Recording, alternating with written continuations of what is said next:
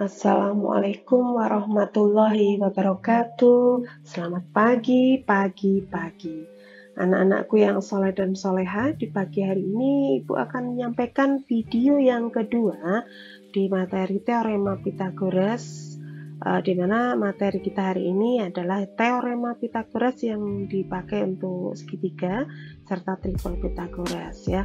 Dimana segitiga untuk yang dimaksudkan pada video kali ini itu khusus untuk segitiga siku-siku untuk menentukan panjang sisi segitiga siku-siku serta menentukan jenis segitiga ya.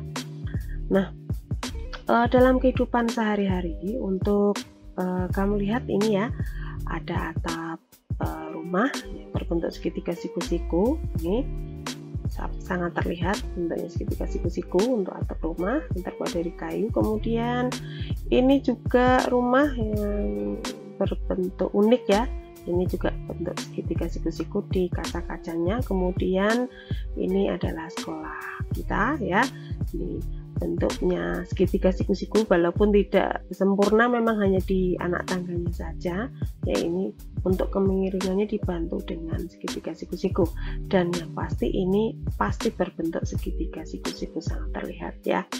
Nah, semua yang sudah kalian lihat dan mungkin masih banyak lagi yang lainnya, tidak hanya yang Ibu tampilkan di video kali ini ya. Semua sudah tertulis di surat Qamar ayat 49 yang berbunyi Bismillahirrahmanirrahim, inna kulla syai'in khalaqnahu biqadar, yang artinya sesungguhnya kami menciptakan segala sesuatu menurut ukuran. Jadi Allah menciptakan semuanya itu sesuai ukuran, ada rumusannya begitu ya, sama seperti teorema Pitagoras gitu. Nah, tujuan pembelajaran kita kali ini yaitu yang pertama, lebih memahami tentang pembuktian teorema Pitagoras dengan dibuktikan dengan menggunakan teorema Pitagoras itu sendiri untuk menentukan panjang sisi segitiga, yaitu segitiga siku-siku. Kemudian menggunakan kebalikan teorema Pitagoras untuk menentukan jenis segitiga menurut besar sudutnya, dan menentukan triple Pitagoras itu ya tujuannya. Kemudian materi prasyarat apa yang harus kamu kuasai ya untuk belajar teorema Pitagoras: luas persegi dan luas segitiga, kemudian pangkat 2 atau kuadrat suatu bilangan serta akar kuadratnya, dan operasi hitung bilangan ya. Oke, lanjut, untuk itu kita langsung melihat segitiga siku-siku itu sendiri. Kita akan menyoroti tentang sisi pada segitiga siku-siku ya. Sisi yang pertama ini adalah yang berwarna merah, yang kasih penebalan warna merah, yaitu namanya sisi penyiku ya. Kemudian ini adalah sisi hipotenusa, ini segitiga siku-siku. Jika segitiga siku-sikunya modelnya seperti ini, manakah sisi penyikunya ya? Ini dia sisi penyikunya. Kemudian mana sisi hipotenusanya? Ini dia sisi hipotenusa. Nah, berarti apa sih sisi penyiku dan apa itu sisi hipotenusa ya? Mari kita lihat. Sisi penyiku adalah sisi yang saling berpotongan tegak lurus atau membentuk sudut siku-siku, maka dikatakan sisi penyiku. Sisi penyiku pada segitiga siku-siku ada dua ya. Untuk sisi hipotenusa adalah sisi terpanjang, di mana sisi hipotenusa selalu terletak di depan sudut siku-siku, selalu. Jadi ini sudut siku-siku, berarti ini adalah sisi hipotenusa. Dia selalu adalah sisi yang terpanjang ya. Next. Nah, bagaimana sih penerapan teorema Pitagoras pada segitiga siku-siku? Sebelum kita masuk ke sana, kita akan mengingat kembali teorema Pitagoras, yaitu tentang bunyinya ya. Luas persegi pada sisi hipotenusa itu sama dengan jumlah luas persegi pada sisi penyikunya. Jadi jika ada segitiga siku-siku seperti gambar, maka dapat dituliskan teorema Pitagorasnya yang berwarna kuning ya. Di mana SH itu singkatannya sisi hipotenusa, SP sisi penyiku, SP sisi penyiku. Karena ada dua, maka disebutkan SP1, SP2 gitu. Seperti gambar yang di sini ya. Oke, kita lihat ini ada segitiga siku-siku GFH ya. Berarti sisi nama sisi pada segitiga siku-siku ini sesuai dengan nama sudutnya. Jika di sini sudut G, maka di depannya ini adalah sisi G. Jika di sini adalah sudut F, maka di depannya ini adalah sisi F. Jika di sini adalah sudut H, maka di depannya adalah sisi H. Jadi dapat seperti ini. Nah, di manakah sisi hipotenusanya? Ingat, sisi hipotenusa terletak di depan sudut siku-siku. Sudut siku-siku terletak pada sudut H, sehingga sisi H ini adalah sisi hipotenusa. Sehingga berlaku teorema Pythagoras, ini dia, ya. Seperti itu. Terus jika ditanyakan adalah sisi penyikunya, apakah bisa? Sangat bisa. Berarti tinggal lawannya penjumlahan adalah pengurangan. Ya, seperti ini dikurangkan, ya. Nah, oke, sekarang jika ada segitiga yang lainnya adalah segitiga PRS, ya. Di manakah sisi penyiku, sisi hipotenusanya sesuai namanya masing-masing, di mana sudut siku-sikunya adalah sudut P, sehingga sisi hipotenusanya adalah sisi P, namanya sama seperti itu, ya. Nah, P, R, dan S bisa berlaku teorema Pythagoras seperti ini, di mana R dan S adalah sisi penyiku, ya. Nah, jika ditanyakan sisi penyikunya, berarti tinggal seperti yang tadi. Nah, sama seperti itu, ya. Kesimpulannya untuk segitiga yang warna biru, segitiga FGH, siku-siku di H, maka berlaku teorema Pythagoras ini. Ya. Kemudian untuk yang merah, segitiga PRS, siku-siku di P, maka berlaku seperti ini, gitu ya. Nah, kemudian bagaimana sih contohnya? Oke, ya, contohnya. Oke, kita lihat gambar berikut.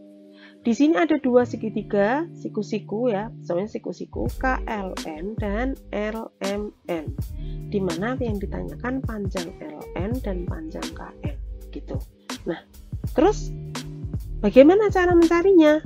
Oke, kita tulis di satunya terlebih dahulu, di mana segitiga LMN ini ditanyakan LN-nya berapa? Bisa, ya, karena ini bisa dicari. Kenapa? Karena ini ada dua sisi yang sudah diketahui. Kalau ditanyakan yang satu, salah satunya sangat bisa. Oke, kemudian yang KLN itu di mana 5 ini adalah SP-nya. Ini juga SP tapi belum diketahui, yang ditanyakan KN-nya, di duanya, gitu ya. Oke, kita tulis di tiganya. Pertanyaan yang pertama yaitu LN dicari, gitu ya. Nah, kita sudah tahu SH-nya 20, SP1 16, berarti SP2 itu yang ditanyakan, gitu. Kita tetap menggunakan teorema Pythagoras, tapi ini yang dicari adalah sisi penyiku, jadi dikurang, bukan ditambah. Oke, seperti ini, ya, jadinya dikurang, ya, dikurangi. Jadi SH-nya dikurangi SP, jangan terbalik. Oke, silakan dimasukkan ke rumus yang sudah ada, seperti itu, ya. Jadi ini dipangkatkan 2, 20 kuadrat sama 16 kuadrat, dipangkatkan 2 seperti itu, ya. Hasilnya kemudian dikurangkan, ya, seperti itu, ya. Nah, sekarang SP2 kan masih pangkat 2. Supaya tidak ada pangkat 2-nya, di akar. Jadi ininya di akar semua. Semua di akar sehingga menjadi akar 144. Berapa sih akar 144? Oke, 12, gitu ya. Nah, sekarang kita sudah dapat LN. Kita akan mencari panjang KN, di mana KN itu adalah SH dari KLN. Gitu ya. Kita sudah dapat 12 nih LN sebagai SP2-nya, ya. Kita gunakan teorema Pythagoras, di mana SH, karena yang dicari SH berarti pakai jumlah, gitu ya. Oke, beda dengan di sini, ya. Ingat, ya. Kita masukkan SP1, SP2-nya. Nilainya seperti itu, dicari pangkat 2-nya hasilnya berapaan, kemudian hasilnya dijumlahkan. Nah, baru SH-nya itu dicari. Berapakah nilai SH di akar? Ya, sama, ya, selalu di akar, ya. Dan hasilnya adalah 13. Oke, itu contohnya, ya. Sekarang kita akan masuk ke materi selanjutnya, yaitu kebalikan teorema Pythagoras untuk menentukan jenis segitiga berdasarkan besar sudut. Oke, jenis segitiga berdasarkan besar sudut ada 3, yaitu segitiga siku-siku, segitiga tumpul, dan segitiga lancip, ya. Kebalikan teorema Pythagoras itu sendiri itu apa maksudnya? Nah, kalau ini adalah teorema Pythagoras, ya. Ini teorema Pythagoras. Siku-siku di P maka berlaku seperti ini. Kebalikan itu maksudnya apa ya? Gitu. Nah, jika yang diketahui ini ada ini dulu, maka sudut P adalah siku-siku. Jadi dibalik saja sih sebenarnya ya. Tadinya yang sudut P siku-siku, maka ini sekarang ini, maka ini dibalik aja. Oke, sekarang kita langsung kita lihat ilustrasi di bawahnya. Jika P kuadrat kurang dari ya R kuadrat plus S kuadrat. Kenapa sih kita ambil kurang dari? Nah, kalau sama dengan kan kita sudah tahu kalau siku-siku kita nggak perlu membuktikan kembali ya. Berarti kalau kurang dari, kita lihat ini P, R, S. Aksen ini segitiga siku-sikunya. Jika sama dengan. Tetapi kalau kurang dari hasilnya gambarnya jadi seperti ini. Nah, yang warna hijau. Maka segitiga PRS itu adalah segitiga lancip di mana sisi P tetap sisi yang terpanjang. Terus jika lebih besar, ya, jika lebih besar tandanya, berarti ini segitiga lancip ya kalau kurang dari, kalau sama dengan siku-siku. Kemudian kalau lebih besar, oke, ini untuk segitiga siku-siku jika sama dengan, kalau lebih besar gambarnya jadi seperti ini ya. Sehingga disimpulkan maka PRS adalah segitiga tumpul di P, tetap P dengan sisi terpanjang gitu ya. Oke, contohnya sekarang. Nah, ada 3 ukuran di masing-masing soal A, B, dan C. Disuruh menentukan manakah siku-siku, lancip, dan tumpul, suruh mana. Itu satu-satu insya Allah ya. Oke, penyelesaian. Yang pertama ambil pemisalan, bilangan terbesar adalah sisi hipotenusa. Ini sudah diwarnain kuning, ini yang sisi terpanjangnya, gitu ya. Oke, sekarang kita akan gunakan teorema Pythagoras untuk membuktikan manakah yang siku-siku, mana yang tumpul, mana yang lancip dengan kebalikan teorema Pythagoras. Kalau sama dengan siku-siku, kalau lebih besar tumpul, kalau kurang dari lancip gitu ya.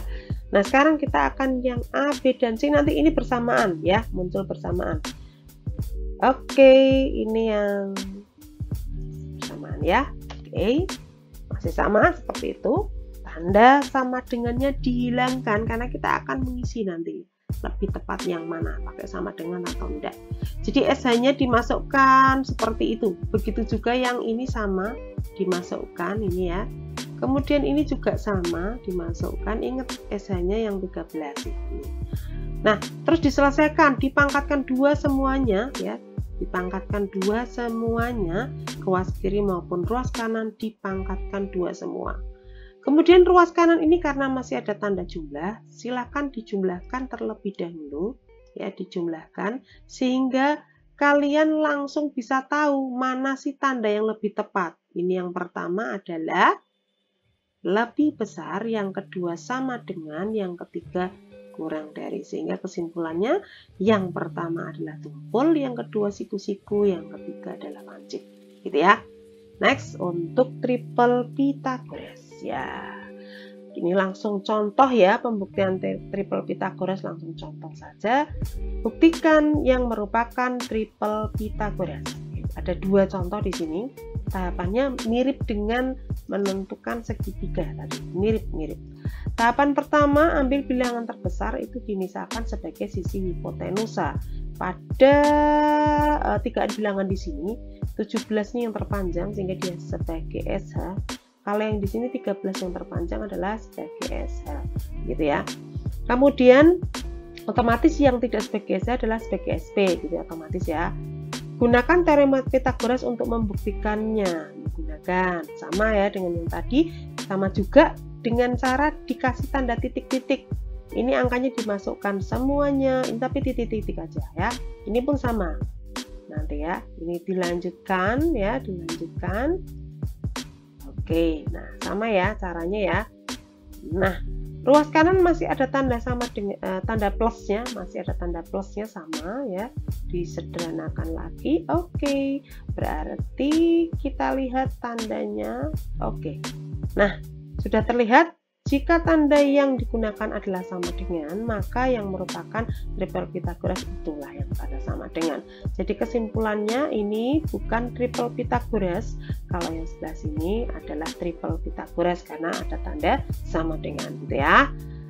Oke, jika tigaan bilangan merupakan triple Pythagoras, maka tiga bilangan tersebut adalah bisa dikatakan sebagai panjang sisi-sisi pada segitiga siku-siku. Jadi yang ini yang bisa digunakan ya. Kalau ini adalah segitiga tumpul ya gitu. Oke. Nah, terima kasih videonya sudah ya. Ini yang kedua Ibu sudah sampaikan. Semoga video ini bermanfaat. Boleh share ke teman-temanmu. Jangan lupa subscribe, like, dan komen. Semoga video bermanfaat dan tunggu video Ibu yang ketiga setelah ini masih tentang teorema Pythagoras. See you next time. Bye-bye. Wassalamualaikum warahmatullahi wabarakatuh.